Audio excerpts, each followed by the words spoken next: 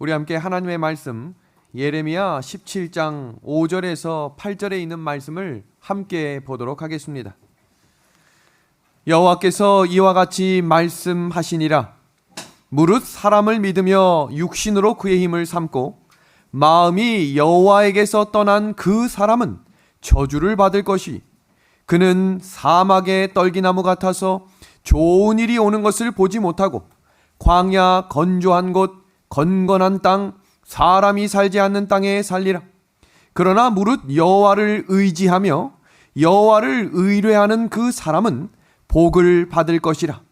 그는 물가에 심어진 나무가 그 뿌리를 강변에 뻗치고 더위가 올지라도 두려워하지 아니하며 그 입이 청청하며 가무는 해에도 걱정이 없고 결실이 그치지 아니함 같으리라. 아멘.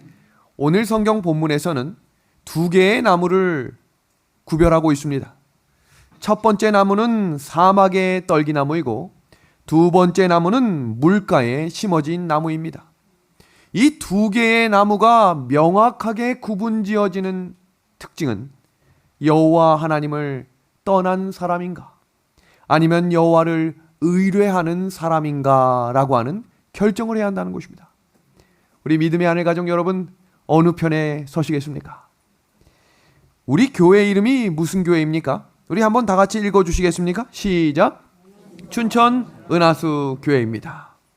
그런데 우리 교회 이름은 이곳으로 끝나는 게 아니라 전에 아주 긴 문장 하나가 있지요.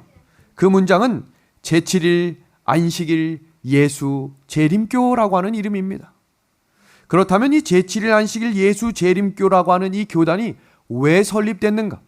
어떻게 만들어진 교회인가를 이 두 문장으로 정리할 수 있습니다. 제7일 안식일을 지키면서 예수님의 재림을 기다리는 교회라는 뜻입니다.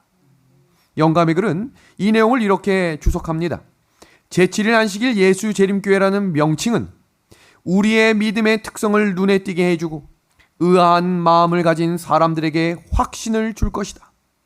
주님의 전통에서 나간 화살처럼 그것은 하나님의 율법을 범한 자들에게 상처를 주고 하나님께 회개하고 우리 주 예수 그리스도를 믿는 믿음을 갖게 해줄 것이다. 아멘.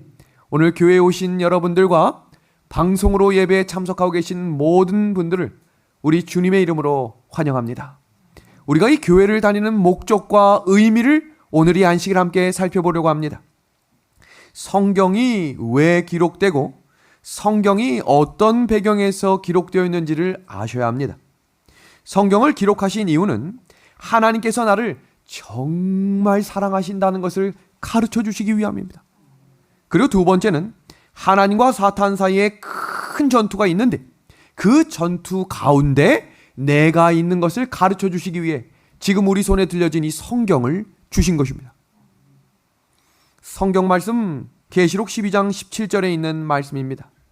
용 사탄이 여자에게 분노하여 돌아가서 그 여자의 남은 자손 곧 하나님의 계명을 지키며 예수의 증거를 가진 자들과 더불어 싸우려고 바다 모래 위에 섰더라. 사탄이 싸우고자 하는 대상을 성경 계시록 12장에서는 여자의 남은 자손이라고 이야기했습니다. 오늘 저는 설교의 주제를 남은 자손들이여 진리를 가지고 전진하라라고 정했습니다. 오늘 그 내용을 하나씩 살펴봅니다. 남은 자손이라고 하는 것은 성경의 렘넌트라고 부릅니다. 이 렘넌트라고 하는 단어의 원어의 뜻은 남아있는 작은 무리입니다. 그래서 이 낱말 자체가 큰 무리가 될 수 없는 것입니다. 신학사전을 찾아보면 원래의 것을 붙잡고 가는 사람들이라고 되어 있습니다. 그 내용을 이렇게 설명합니다. 우리 한번 다 같이 읽어보겠습니다. 원래 시작. 원래 하나님께서 주신 복음과 진리를 그대로 붙잡고 보존하는 사람들을 뭐라 부르는 거예요? 남은 자손입니다. 성경에서 이 남은 자손을 seed, 씨앗이라고도 표현하는데 가을에 추수를 마치고 다음 해에 뿌릴 한 움큼의 씨앗을 남겨두는 것, 그것을 성경은 남은 자손이라고 이야기합니다. 이 한 움큼은 씨앗의 DNA, 원래의 성질을 보존하는 것입니다.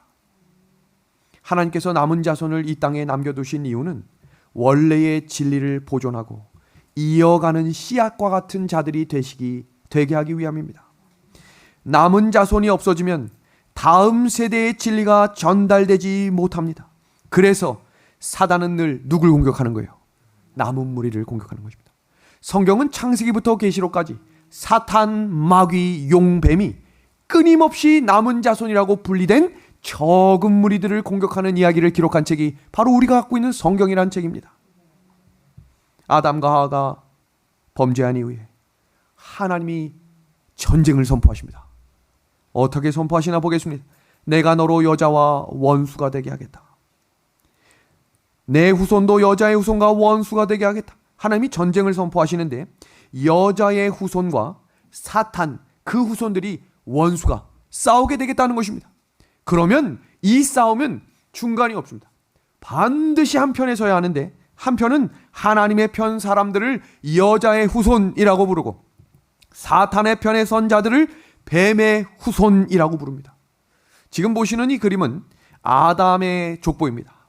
가인이 아벨을 죽인 이후에 셋의 후손과 가인의 후손은 이렇게 시간의 흐름에 따라 계속해서 족보가 이어집니다. 그럼 하나님의 남은 자손의 줄기의 빛, 하나님의 진리의 빛이 어느 후손을 통해 내려갔을까요? 지금 이 빨간색 박스, 셋의 후손입니다. 셋의 후손으로 내려가며 셋의 족보를 통해 진리를 보존하고 이 무리를 뭐라고 부르는 거예요? 뭐라고? 남은 자손이라고 부르는 것입니다. 그런데 이 남은 자손을 누가 공격할까요? 누가?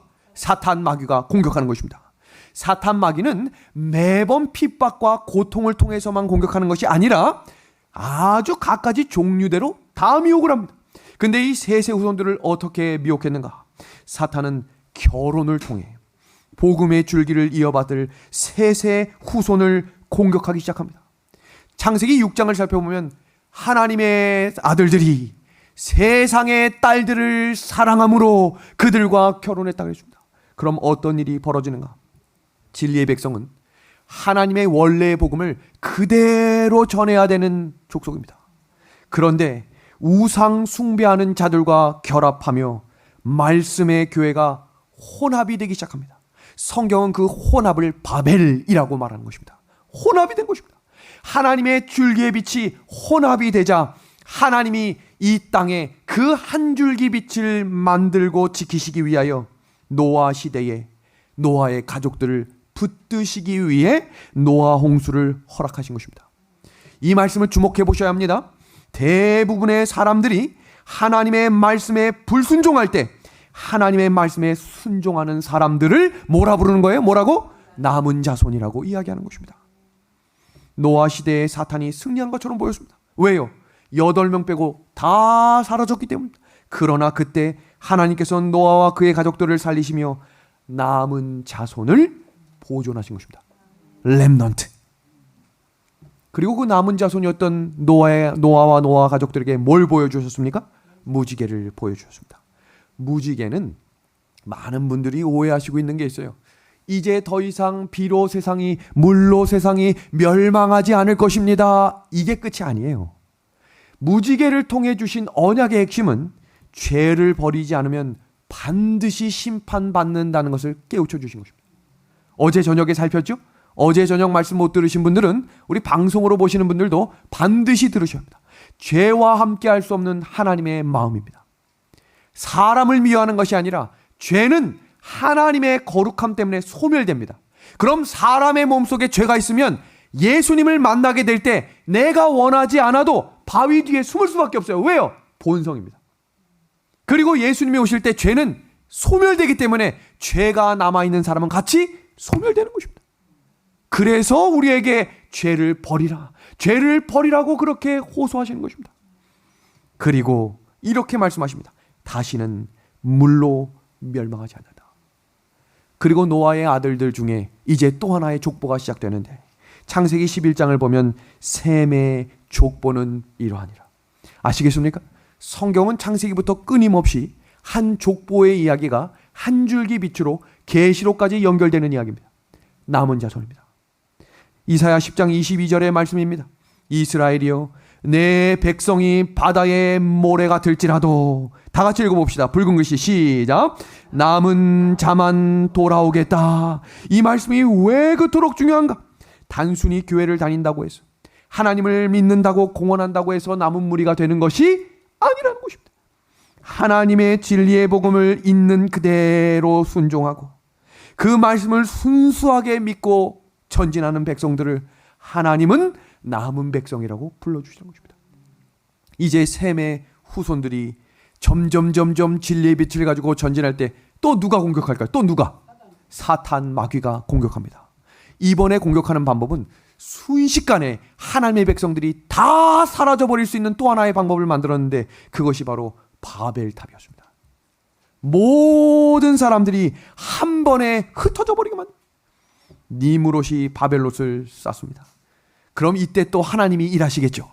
하나님은 남은 무리, 적은 무리지만 진리의 빛을 가진 사람들을 부르시는데, 그때 불렀던 백성이 바로 아브라함입니다.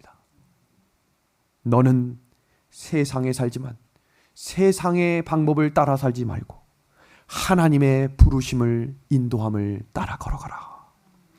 하나님께서 아브라함을 부르신 이유는 진리를 보존하기 위해 부르셨습니다. 그럼 이제 사탄 마귀가 또 일하겠죠. 누구를 죽이려고 할까요? 아브라함을 어떻게 해서든지 죽이려고 할 것입니다. 믿음의 하늘 가족 여러분, 교회를 다닌다고 구원을 받는 것이 아닙니다. 오늘날 개신교에서 이야기하는 한 번 믿으면 구원을 받는다고 하는 교리가 성경에서 이야기하고 있는 말씀이 아니라는 사실입니다. 진리가 아니면 구원을 받을 수 없습니다. 포스트 모더니즘 시대가 시작되면서 이제 어디에나 진리가 있다라고 이야기하는 시대가 되었습니다. 상대주의입니다. 너도 맞고 얘도 맞고 쟤도 맞는 것입니다. 그러나 성경은 우리에게 이렇게 말합니다. 내가 곧 길이요 진리요 생명이니 나로 말미암지 않고는 아버지께로 올 자가 없느니라. 아멘입니다. 이 말씀은 무슨 말인가? 하나님께 나아갈 수 있는 방법은 하나밖에 없습니다. 예수 그리스도입니다. 그러면 예수님을 영접한다라고 하는 말은 진리를 받아들인다라는 것입니다. 사탄이 신경 쓰지 않는 두 종류의 사람이 있습니다. 첫 번째 사람은 교회 생활은 열심히 하지만 진리가 무엇인지 관심 없는 사람은 사탄이 신경을 쓰지 않습니다. 두 번째는 진리가 무엇인지 알지만 순종하지 않는 사람을 사탄은 신경 쓰지 않습니다. 오늘 성령께서 마음의 문을 두들기실 때 그 말씀을 진리라고 깨닫게 된다면 그 말씀에 순종할 수 있는 믿음을 주시기를 이 시간 예수님의 이름으로 소망합니다. 이제 아브라함 이후에 남은 자손의 계보를 봅니다. 아브라함의 아들이 누굽니까? 이삭. 이삭의 아들이 누굽니까? 야곱. 야곱의 아들 중에 그 계보를 이은 사람이 누굽니까? 요셉입니다. 그리고 이 야곱의 12아들들을 통해 한 민족, 한 나라가 세워지죠. 그 나라가 어느 나라입니까? 이스라엘 민족입니다. 그것이 창세기의 역사인 것입니다. 그럼 이제 사탄 마귀가 누굴 공격하겠어요? 법칙이에요. 법칙. 하나님은 남은 무리를 세우시고 사탄은 그 진리의 빛이 끊어져야 되기 때문에 계속해서 그 남은 자손들을 공격하는 이야기입니다. 구약 시간 동안 사탄은 남은 자손을 집중적으로 공격합니다. 성경의 렘넌트, 남은 자손이란 단어가 처음 나오는 장이 어딜까? 기억해 주십시오. 창세기 45장에 요셉이 노예로 팔려갈 때 남은 자손이라고 하는 렘넌트란 단어가 처음 나옵니다. 왜 렘넌트라고 이야기했을까? 요셉이 총리가 된 이후에 하나님께서 형제들과 다시 재회하게 하셨습니다. 그때 두려워 떨고 있었던 형들에게 요셉이 한 말이 있습니다. 이렇게 말합니다. 주께서 남은 자손을 보존하시려고. 이야, 누가 알고 있었어요? 요셉이 남은 자손의 족보와 계보를 알고 있었던 것입니다. 성경 말씀 창세기 45장 7절과 8절입니다. 하나님께서 큰 구출로 당신들의 생명을 구원하시고 당신들을 위해 후손을 땅에 보존하시려고. 여기 후손을 땅에 보존하시려고 라고 하는 이 단어가 영어 성경에 렘넌트라고 되어 있습니다. 나를 당신들보다 앞서 보내셨나니 그런즉 나를 이리로 보낸 자는 당신들이 아니요 하나님이라. 이 말을 쉬운 성경으로 다시 보겠습니다. 나를 애굽에 보낸 것은 형님들이 아닙니다.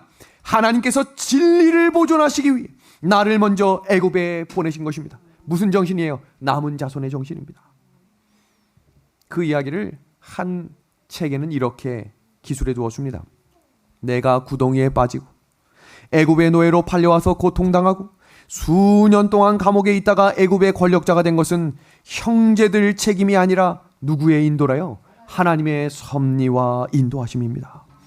처음에는 형들이 나를 배반하고 노예 상인들에게 판 줄 알고 원망했는데, 영감에 그는 원망했다는 단어는 없습니다. 이건 그냥 일반 서적이에요. 하나님께서 남은 자손을 보존하시려고 하신 것입니다. 형님들 걱정하지 마십시오. 하나님의 진리를 보존하기 위해서 먼저 애굽에 왔다는 것을 깨달은 후부터는 더 이상 형님들을 원망하지 않았습니다. 모든 것은 누구의? 하나님의 섭리였습니다. 요셉은 남은 자손의 손에서 떨어지지 않았습니다. 사탄은 갖가지 방법으로 보디발의 아내, 감옥에 여러 가지 억울한 일들을 계속해서 만들었어요. 그 이유가 뭘까요? 진리의 빛이 요셉이 떨어져야 끊어지는 것입니다. 그러나 요셉이 그 빛을 끊임없이 붙들고 걸어갔기 때문에 하나님의 진리의 빛이 전해졌던 것입니다. 하나님께서 남은 자손을 인도하는 방법이 있습니다. 첫 번째, 진리에 대한 충성입니다. 하나님께서는 진리를 알지만 순종하지 않는 백성들을 인도하지 않습니다. 하나님께서는 지금 이 시대에도 진리를 찾는 백성들을 끊임없이 부르시고 계십니다. 두 번째 방법은 회개입니다.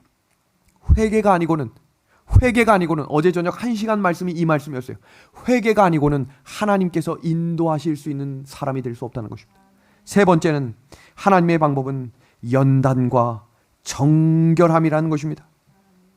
사탄은 고난과 시련으로 성도들을 공격하지만 하나님께서는 고난을 역이용하셔서 하나님의 사람들을 연단시키시고 정결케 하심으로 남은 자손을 만드시는 것입니다. 이 내용을 요셉의 이야기로 하나씩 좀 설명드리겠습니다.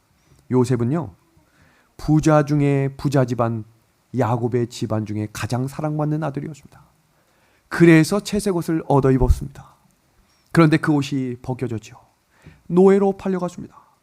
그리고 감옥에 가서 전에 경험하지 못했던 대단한 고통을 경험합니다. 세 번째는 부자 아버지를 떠나 야곱을 떠나 많은 고생을 합니다. 그러나 그 우상 숭배의 나라에서 진리에 대한 충성을 버리지 않았습니다. 보디발의 아내가 유혹했을 때 나는 하나님 앞에서 죄를 지을 수 없다. 이것이 바로 진리에 대한 충성입니다. 그리고 요셉은 낙타에 묶여 끌려갈 때 형들에 대한 원망 속에서 하나님께서 나를 지금 회개케 하신다는 사실을 알게 되었습니다. 그리고 어려움과 고난 속에 성품을 연단받고 정결함을 경험받음으로 이제는 그 누구도 공격할 수 없는 하나님의 보호하심과 인도함을 받는 남은 자손이 된 것입니다. 이사야 10장에 나오는 남은 자손의 특징을 좀 살펴보겠습니다. 이사야 10장 20절에서 22절에 있는 말씀입니다. 그날에 이스라엘의 남은 자와 야곱 족속의 피난한 자들이 다시는 자기를 친자를 의지하지 아니하고 이스라엘의 거룩하시니 여호와를 진실하게 의지하니. 이 본문 성경의 배경은 이스라엘이 아시리아의 공격을 받아 쫓겨났습니다. 아시리아의 공격으로 유대 백성이 포로가 된 상황이었지만 이제 사람들 눈치 보지 않고 그 중에 남은 자손들은 하나님만 의지하겠다 결심했다는 것입니다. 이어지는 구절입니다. 남은 자 곧 야곱의 남은 자가 능하신 하나님께로 돌아올 것이라. 이스라엘이여 내 백성이 바다의 모래가 들지라도 남은 자만 돌아오리니 넘치는 공의로 파멸이 작정되었음이니라. 이스라엘 백성들이 끝난 것처럼 보입니다. 모두 포로로 끌려갑니다. 그러나 그때 하나님께 충성하는 남은 자손은 예배와 진리를 회복하기 위해 어둡고 고난의 길인 것을 알매도 불구하고 그들이 진리를 붙들고 전진했던 것입니다. 사단은 한 웅큼의 씨앗인 남은 자손을 제거하기 위해 지금도 총력을 다할 것입니다. 그러나 하나님께서는 그 한 웅큼의 남은 자손을 지키시고 보존하신다는 사실을 이 시간 기억하게 되기를 바랍니다. 이어지는 이사야 37장 31절 32절의 말씀 보겠습니다. 유다 족속 중에 피하여 남은 자는 다시 아래로 뿌리를 받고 위로 열매를 맺으리니. 여기 남은 자의 특징이 나오는데 붉은 글씨 다 같이 읽어보겠습니다. 시작. 다시 아래로 뿌리를 받고 위로 뭘 맺는데요? 열매를 맺는데요. 남은 자손들은 입술로만 남은 자손 하는 사람이 남은 자손이 아니라 진리에 뭘 받고요? 뿌리를 받고. 두 번째, 뭘 맺은 사람? 성령의 열매를 맺은 사람입니다.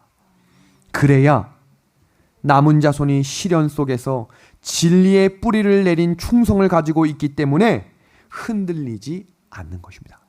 이 두 가지 원리가 정착이 되어야 시련이 와도 흔들리지 않는 사람이 되는 것입니다. 남은 자손은 사탄이 아무리 흔들어도 하나님을 향한 충성이 흔들리지 않는 사람. 그 사람이 바로 다니엘의 세 친구였고 그 사람이 바로 다니엘이었던 것입니다. 종말 시대를 살아가는 백성들이시오, 우리에게 그와 같은 믿음을 주시기를 기도합시다. 이어지는 말씀 보겠습니다. 이는 남은 자손과 예루살렘에서 나오며 피하는 자가 시온산에서 나올 것입니다. 만군의 여호와의 열심히 이를 이루시리라. 아멘입니다. 여기 붉은 글씨 한번 같이 읽어주시겠습니다. 시작. 여호와의 열심히 이를 이루시리라. 남은 자손은 내가 열심히 해서 되는 게 아니에요. 누가 일하시는 거예요? 하나님이. 어떻게 일하시겠대요? 열심히 이루시겠다 그랬습니다. 성령께서 사람의 마음을 두드리시고 진리를 보여주시고 남은 자손이 되도록 열심히 일하고 계십니다.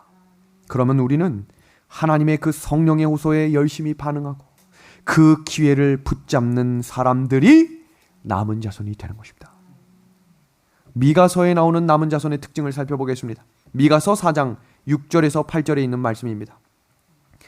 여호와께서 말씀하시되 그날에는 내가 저는 자들을 모으며, 여기 저는 자들 가로치고 쓴 부분을 보십시오. 다리를 저는 자들이라고 되어 있습니다. 성경 주석을 보니까 실패하고 망가진 자들, 건강을 잃은 자들, 쫓겨난 자들, 무시받은 자들, 조롱받는 자들, 업신여김을 받은 자들이라고 되어 있습니다. 왜 하나님께서는 남은 자를 모으실 때 다리를 절고 건강이 안 좋고 다른 사람으로부터 무시받는 사람들을 모으실까요? 그리고 이어지는 구절 보세요. 쫓겨난 자와 내가 환난 받게 한 자를 모아 발을 저는 자들, 그들을 모아하게 되겠대요. 남은 백성이 되게 하겠다. 아무도 그들을 인정하지 않는데 하나님께서 그들을 인정해 주신 것입니다. 뭘 느꼈을까요? 은혜를 느끼게 되는 거예요. 그들은 자랑할 게 없는 사람들이, 어디 나가서 돈도 없고요, 백도 없고요, 배운 것도 없고요, 나는 가진 게 아무것도 없어요. 근데 하나님이 남은 자손으로 부르는 사람들이 그런 사람들이라는 거예요. 왜 그럴까요? 그들이 겸손하기 때문입니다. 가진 것이 없다고 느끼기 때문에 그들은 예수님이 부르실 때 겸손하게 그 은혜를 감사하는 사람들입니다. 이들은 그 감사함을 가지고 있기 때문에 충성을 다해 하나님께 전진하는 것입니다. 믿음의 아내 가족 여러분, 우리는 여러 번 죄의 구렁텅이에 빠지고 여러 번 하나님과 성령을 대적했던 사람들입니다. 그런 우리의 모습을 생각하면 깊은 좌절과 의심입니다. 여러분 구원받았습니까? 라는 질문 받을 때마다 매번 나를 돌아보게 합니다. 그때 우리는 예수님을 바라보는 것입니다.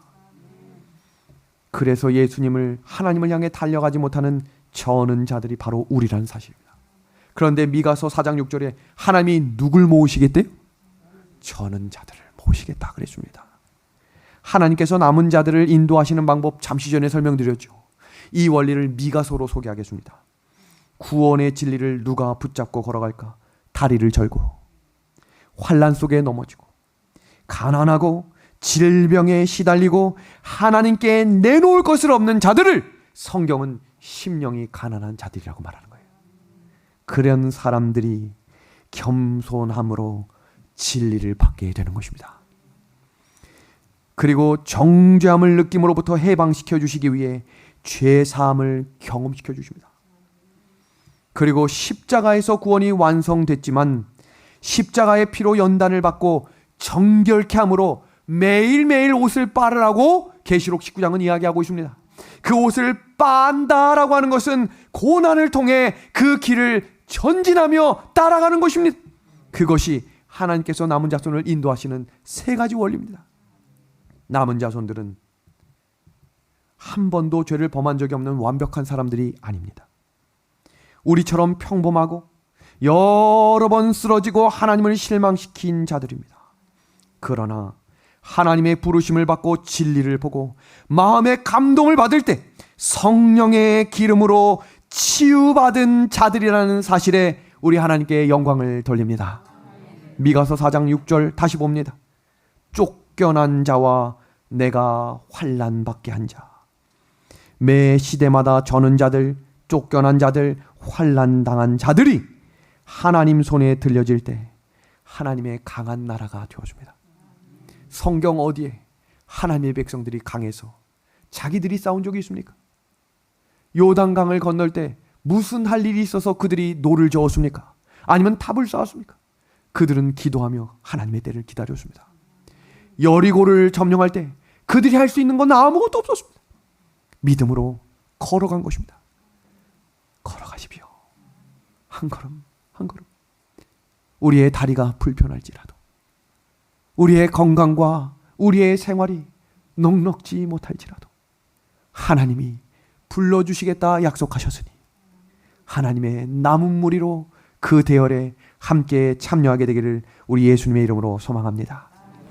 구약부터 신약까지 이어지는 남은 자손의 계보를 좀 살펴드리겠습니다.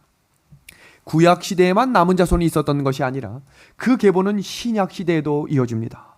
아담으로부터 시작된 이것이 셋으로 이어졌고, 셋의 후손 중에 그 9대손 노아를 통해 하나님이 그 계보를 이어서 니므롯이 바벨탑을 지었었던 그때에 하나님이 누굴 부르셨다 그랬습니까? 아브라함을 부르시고, 아브라함의 아들 가운데 야곱을 통해, 또 야곱의 아들들 중에 유다 족속을 통해, 유다 족속 가운데 다윗의 혈통을 통해 누가 이 땅에 오신 거예요? 예수 그리스도가 이 땅에 온 것입니다. 이 노란색 박스는 여자의 후손인 예수님을 출생시킨 혈통입니다. 그리고 이제 그 예수님께서 피로 사신 제자들, 그 제자들의 계보를 이은 백성들이 종교 암흑시대의 진리의 뿔을 든 종교 개혁자들입니다. 그리고 그 종교 개혁자들 가운데 계시록에 예언되어 있는 남은 자손, 하나님의 입맞은 자들이 마지막 때에, 우리가 지난 안식일에 배웠죠? 늦은 비 성령이 내릴 때 계시록 22장에 나오는 완전히 하나님의 편과 사단의 편이 구분지는 그때가 14만 4천인이 부름받게 되는 것입니다. 이 파란색 박스는 예수님의 정신과 성품을 이어받은 혈통입니다. 요한계시록에는 마지막 때에 하나님의 백성들에게, 바벨론에 있는 성도들에게 하나님께로 돌아오라라고 예언하고 있습니다. 계시록 18장 2절의 말씀입니다. 힘찬 음성으로 외쳐 이르되 무너졌도다 무너졌도다 큰 성 바벨론이여. 왜 큰 성 바벨론이 되는가? 이어지는 말씀 보겠습니다. 귀신의 처소와 각종 더러운 영이 모이는 것과 각종 더럽고 가증한 새들이 모였다. 왜 각종 더럽고 가증한 새들이 모였다고 이야기할까? 그 이야기는 교회 안에 영적으로 죽어있는 자들을 뜯어먹기 위해 더럽고 가증한 새들이 모였다는 것입니다. 교회가 혼합이 된 것입니다. 진리에 관심이 없고 세상을 사랑하는 죽은 자들을 미혹하기 위해 사탄이 거짓 선지자들이 지금 교회에 모여들고 있는 것입니다. 그런 자들에게 계시록 18장 4절은 이렇게 말씀하십니다. 또 내가 들으니 하늘로부터 다른 음성이 나서 이르되 내 백성아 거기서 나와 그의 죄에 참여하지 말고 그가 받을 재앙들을 받지 말라. 그러면 어떻게 바벨론에서 빠져나올 수 있을까요? 진리를 붙드는 사람들이 남은 자손이 될 것입니다. 오직 진리를 통해서만 하나님께로 갈 수 있는 것입니다. 스바냐 3장 13절의 말씀입니다. 이스라엘의 남은 자는, 우리 이 말씀은 다 같이 읽어보겠습니다. 남은 자손의 특징을 스바냐 선지자가 이렇게 말합니다. 다 같이 읽어볼까요? 이스라엘의 시작. 이스라엘의 남은 자는 악을 행하지 아니하며 거짓을 말하지 아니하며 입에 거짓된 혀가 없으며 먹고 누울지라도 그들을 두렵게 할 자가 없으리라. 아멘입니다. 거짓을 말하지 않는다. 세상에서 말하는 거짓말하지 않는다라는 말이 아니라 하나님의 계명에 충실한 자들이란 뜻입니다. 요한계시록에는 3번의 특별한 전쟁이 나오는데 그 전쟁을 이야기하는 그 첫 번째가 바로 계시록 12장 17절의 말씀입니다. 하나님과 사탄 사이의 마지막 전쟁을 이야기하며 사탄과 싸우는 마지막 시대의 백성들을 뭐라 부르고 있습니까? 남은 자손입니다. 그 남은 자손의 특징을 붉은색 글씨에는 이렇게 기술합니다. 하나님의 계명을 지키며 예수의 증거를 가진 자들이라고 이야기합니다. 이 내용을 도표를 통해서 조금 자세하게 좀 소개하겠습니다. 여자의 후손과 여자의 후손의 남은 자손은 성경 NIV 버전에는 her seed라고 하는 단어와 the remnant, 우리가 지금 remnant를 계속 배우고 있죠. 그 remnant의 그녀의 씨앗들입니다. 무슨 의미인가 보겠습니다. 인류가 타락하고 난 이후에 하나님께서 전쟁을 선포하셨다 그랬죠? 그 전쟁을 선포하시며 하나님의 편에 선 사람들을 여자의 후손이라고 이야기했습니다. 그리고 그 여자의 후손이 태어나는 그 과정을 구약 성경이 이야기하고 있고 신약이 시작되면서 사복음서에 예수님이 이 땅에 오셔서 십자가에 달려 돌아가시는 이야기가 구약 성경의 이야기입니다. 그리고 그것이 구약의 끝이 된 것입니다. 그럼 신약 시대에 이 여자의 남은 자손, 여자의 후손의 남은 자손을 소개하며 요한복음 15장 10절은 이렇게 말합니다. 내가 아버지의 계명을 지켜 그의 사랑 안에 거하는 것 같이 너희도 내 계명을 지키면 내 사랑 안에 거하리라. 여러분, 이 씨앗과 말씀은 예수님을 의미합니다. 그럼 이 남은 자손은 누군가? 말씀을 증거하는 자들입니다. 그 사람들을 뭐라 부르는 거예요? 남은 자손이라고 말하는 것입니다. 왜 마지막 시대에 하나님의 계명을 지키는 것이 남은 자손의 특징이 될까? 그 이유는 매 시대마다 똑같았습니다. 거의 모든 사람들이 계명을 지키지 않는데 누구만요? 남은 자손만 하나님의 계명을 지킬 것이기 때문입니다. 믿음의 하늘 가족 여러분, 이 말씀을 주목하십시오. 오늘날 기독교회에서 하나님의 십계명을 지키는 것이 아니라 천주 십계를 지키고 있다는 사실을 여러분 알고 계십니까? 깨달으셔야 합니다. 지금 우리가 지키고 있는 이 말씀 계명이 교회를 다닌다고 해서 하나님의 계명이 아니라 이미 중세 암흑기에 변질돼 버린 2개의 계명이 삭제돼 버렸습니다. 그 계명을 지금 1000만 개신교인들이 지키고 있다는 것입니다. 지금 이쪽에 보이신 것이 성경 출애굽기 20장 3절에서 16절에 나온 하나님의 원래의 계명입니다. 그런데 중세 암흑기에 천주교회에서 천주 십계를 만들며 3번째 그리고 9번째 10번째를 나누며 2번째 4번째 계명을 없애버렸습니다. 그 계명의 중심이 안식일입니다. 그리고 일요일을 지키라라고 이야기하고 있는 것입니다. 믿음의 하늘 가족 여러분, 남은 자손은 진리를 있는 그대로 보존하고 전하는 백성들입니다. 지금 하나님께서 진리에 충성하는 남은 자손을 부르고 계시는데 누가 그 부르심에 응답하게 될까요? 우리 붉은색 밑줄 친 부분 다 같이 읽어보겠습니다. 하나님의 부르심에 나오는 자들입니다. 같이 읽어보겠습니다. 시작. 하나님의 계명을 지키며 예수의 증거를 가진 자들이 하나님의 마지막 싸움의 남은 자손들이 될 것입니다. 중세기 무너진 하나님의 계명을 회복시키는 자들, 그들이 하나님의 마지막 남은 자손이 되는 것입니다. 요한계시록에 기록된 2번째 전투가 있습니다. 그 전투는 계시록 17장 13절에서 14절에 이렇게 기록되어 있습니다. 그들이 한 뜻을 가지고 자기의 능력과 권세를 짐승에게 주더라. 그들이 어린 양과 더불어 싸우려니와, 또 싸우는 이야기가 나오고 있죠. 왜 싸우게 됐을까? 왜 예수님이 오셨을 때 구약시대에 그토록 기다렸던 예수님 메시아가 이 땅에 오셨는데 그들은 왜 메시아를 영접하지 못하고 그들을 죽였을까? 성경은 미혹됐기 때문이다 그랬습니다. 뭐 됐기 때문이라고요? 미혹됐기 때문입니다.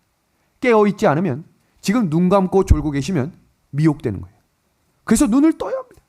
깨어나야 합니다. 그래서 성경 곳곳마다 우리에게 끊임없이 하시는 말씀이 근신하라 뭐하라? 깨어라. 기도할 때도 어떻게 기도하래요? 깨어 기도하래요. 어떤 분이 기도하는데 어떻게 깨어 기도합니까? 그리고 또 분이 이렇게 얘기해요. 목사님, 전 잠이 많은데 큰일 났습니다. 지금 잠자지 말란 얘기가 아니에요. 우리의 마음이 하늘과 연결될 수 있는 자들이 되라 이 말입니다. 왜 구약시대의 사람들은 미혹될 수밖에 없었는가? 구약시대의 수많은 유대인들이 메시아를 기다렸지만 하나님께서 보내신 선지자와 메시아를 죽였습니다. 중요한 사실은 그 미혹의 역사가 마지막 때에도 그대로 반복될 것이라는 것입니다. 그러나 주목할 만한 사실은 이어지는 계시록 17장 14절에 있는 말씀을 보겠습니다. 어린 양은 만주의 주시오 만왕의 왕이심으로 그들을 뭐하겠다 이야기합니까? 그들을 이기실 터이요. 또 그와 함께 있는 자들 곧 부르심을 받고 택하심을 받은 진실한 자들도 뭐하겠다라고 이야기합니까? 이기리로다 라고 이야기합니다. 여기 중요한 사실은 그와 함께 있는 자들이 누구겠어요? 마지막 시대의 남은 자손들입니다. 그 사람들을 뭐라고 이야기하냐면 부르심을 입고 빼내심은 뭐라고 이야기했어요? 아까 방금 전에 바벨론에서 뭐라 그랬어요? 나오라 그랬죠. 부르심을 입고 빼내심을 입은 진실한 자들은 뭐하겠다? 이길 것입니다. 이길 것입니다. 하나님께서 그렇게 약속하셨습니다. 계시록 17장 13절의 말씀 다 같이 읽어보겠습니다. 시작. 어린 양은 만주의 주시오 만왕의 왕이심으로 그들을 이기실 터이요. 아멘입니다. 어린 양이 승리할 때 남은 자손도 승리한다는 사실을 기억하시기를 바랍니다. 우리가 승리하는 게 아니에요. 어린 양이 승리하실 것이기 때문에 그의 편에 선 자들이 함께 승리하게 될 것입니다. 믿음의 아내 가족 여러분, 이 말씀을 주목해 주시길 바랍니다. 남은 자손들이 가지고 있는 특징이 있습니다. 그 첫 번째 특징은 구원하는 진리를 보관하고 전달하는 사람입니다. 보관만 하시면 안 됩니다. 전달해야 남은 자손이 되는 것입니다. 두 번째 특징은 창세기부터 요한계시록까지 어떤 선으로요? 하나의 선입니다. 줄기가 아니 하나의 선으로 그 줄이 이어집니다. 에덴 동산에서 시작된 남은 자손은 구약시대, 초대교회, 중세기, 예수님께서 재림하실 때까지 하나의 선으로 이어지고 있다는 사실을 주목해 주시길 바랍니다. 세 번째입니다. 성경은 남은 자손을 중심으로 하나님과 사탄의 전쟁이 합니다. 여기서 중요한 사실은 우리가 계속 배웠죠? 아브라함을 일으키면 사탄이 공격합니다. 요셉이 일어나면 사탄이 공격합니다. 그러나 남은 자손으로 택함과 부르심으로 빼내심을 받은 자들은 하나님께서 보호하시고 인도하신다는 사실입니다. 이 놀라운 은혜를 기억하게 되기를 소망합니다. 다섯 번째입니다. 사탄은 남은 자손을 완전히 제거하기 위해 공격할 것입니다. 그러나 중요한 사실은 하나님께서 뭐 해주시겠다고요? 보호하고 인도해 주실 것입니다. 마지막 여섯 번째입니다. 남은 자손의 분명한 특징은 진리에 충성하고 목숨을 다하여 하나님의 편에 서겠다는 것입니다. 영감의 글입니다. 진리를 사랑하고 주장할 뿐만 아니라 생애 가운데 실천할 때 남녀들은 죄를 미워하게 되고 세상에서 예수 그리스도를 증거하는 산 증인이 될 것이다. 아멘. 우리 노란 글씨만 다 같이 한번 읽어보겠습니다. 시작. 진리를 사랑하고 생애 가운데 실천할 때 산 증인이 될 것이다. 아멘. 남은 자손이 보존해야 하는 진리는 어떤 진리일까? 하나씩 살핍니다. 그 첫 번째는 타락한 인간을 구원하시는 하나님의 진리를 기억하셔야 합니다. 사람은 죄를 해결할 수 없기 때문에 죄를 버린다고 해서 해결될 것이 아니라 십자가에서 그 죄를 죗값을 치르신 예수님께 나아가야 그 죄가 해결됩니다. 그래서 우리에게 십자가가 필요한 것입니다. 십자가를 내가 지고 나아갑니다. 그것은 목걸이하고 귀걸이 한다는 얘기가 아니에요. 하나님께로 나아갈 수 있는 사람들만이 진리를 가질 수 있는 것입니다. 두 번째입니다. 사람을 회개시키고 순종의 열매를 맺게 하는 진리를 품으셔야 합니다. 세 번째는 양심이 말씀으로 씻겨져서 성령께 굴복하는 진리를 깨우치셔야 합니다. 네 번째는 믿음으로 말미암는 의의 경험에 대한 진리를 온전히 경험하셔야 합니다. 입으로만 말하는 사람이 있고 지식으로만 아는 것이 아니라 경험으로 깨달아 하나님, 예수님을 이야기할 때마다 우리의 눈에 눈물이 맺혀지는 진리의 참된 믿음의 의를 경험하시게 되기를 예수님의 이름으로 소망합니다. 그리고 다섯 번째는 십자가의 피로 받는 구원에 대한 진리입니다. 여섯 번째입니다. 우리 다 같이 한번 읽어주시겠습니까? 약속의 시작. 약속의 말씀을 가지고 자라나야 하는 진리입니다. 이것은 지금 개신교에서 이야기하고 있는 한 번 믿으면 구원받는 교리와 정반대의 이야기입니다. 신앙은 자라나야 합니다. 연단받고 시련 가운데 이겨냄으로 일어나야 합니다. 마지막 일곱 번째는 다시 오실 예수님의 재림을 전해야 하는 진리입니다. 재림을 사모하고 기다리는 재림 성도들이시여 재림을 증거하게 되기를 소망합니다. 대부분의 사람들이 진리에 관심이 없습니다. 제가 얼마 전에 설교했던 내용 중에 개신교인들은 재림을 기다리지 않습니다 라는 이 설교한 이후에 얼마나 많은 전화를 받았는지 몰라요. 왜 그랬을까요? 나도 재림을 기다린다 이런. 어느 교파입니까? 장로교인입니다. 어느 교파입니까? 성결교회입니다. 여러분들이 우리도 재림을 기다린다. 참된 진리로 함께 그 길을 전진하게 되기를 간절히 소망합니다. 성경이 이야기하는 재림신앙이란 무엇인가?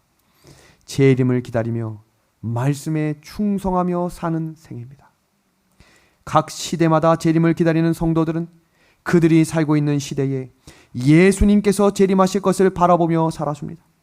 지금 우리도 그리스도의 재림을 기다리며 좁은 길을 걸어가야 합니다. 여러분, 지금 세계 곳곳에서 일어나는 여러 일들, 오늘 시간상 제가 다 빼고 이야기하지만 영국도 지금 호날두라고 하는 축구선수 아세요? 1년 연봉이 480억입니다. 기름이 없어서 차를 못타고 있습니다. 충격입니까? 얼마 전 CNN 뉴스에서 무슨 기사가 났냐면 크리스마스 선물을 오늘 당장 사지 않으면 크리스마스 선물 못 산다. 왜 그랬을까요? 지금 망망대해의 대서양 한복판에 지금 컨테이너 박스들이 수천만 개가 떠 있습니다. 못 들어가는 거예요. 지금 대란이 일어나기 바로 직전에 경제가 무너지는 일들을 눈으로 보게 될 것입니다. 제가 설명드렸죠? 백신 이후에는 경제 위기의 문제로 지금 레바논에서는 지금 기름 한 번 넣으려면 5시간을 서야 되는데 5시간이 지나도 기름을 못 넣어요. 여러분, 대한민국에 그런 일이 생기면 어떻게 되겠습니까? 혼란과 폭동이 일어나는 것입니다. 그런 일들이 성경 예언과 함께 순차적으로 지금 점점 눈앞에서 일어나고 있습니다. 그럼 뭐 해야 되는 거예요? 깨어나야 되는 거예요. 눈을 뜨셔야 합니다. 보이는 것만 보는 사람이 아니라 보이지 않는 영적인 것을 볼 수 있는 믿음의 눈을 주시기를 기도합시다. 마태복음 24장 34절의 말씀 다 같이 읽어보겠습니다. 이 세대가 시작. 이 세대가 지나가기 전에 이 일이 다 일어나리라. 아멘. 마지막 시대를 살아가는 백성들이시여, 우리 시대에 예수님이 오심을 기다리며 전진하게 되기를 소망합니다. 그럼 그들에게 필요한 것은 두 가지라고 이야기했습니다. 사도행전 5장 32절입니다. 우리는 이 일의 증인이요 하나님이 자기에게 순종하는 자들에게 주신 성령도 그러하리라 하더라. 마지막 때에 남은 자손들이 가져야 될 두 가지 믿음은 순종하는 믿음과 성령의 열매를 맺는 믿음입니다. 오늘 말씀을 정리하며 이 글을 주의 깊게 잘 봐주시길 바랍니다. 안식일을 지키며 재림을 기다리는 남은 자손 재림 성도 여러분, 이렇게 분명한 진리를 따라 살아온 우리는 오늘 어떤 모습으로 살고 계십니까? 계명을 준수하는 삶을 통해서 나타난 결과는 품성의 변화입니다. 2021년 1월 1일에 결심했던 그 결심이 잘 실현되고 계십니까? 매일의 생활 속에서 우리의 품성이 주님을 닮아가고 있지 않다면 우리의 신앙을 다시 한번 되돌아보며 하나님께 간절히 기도하시기를 바랍니다.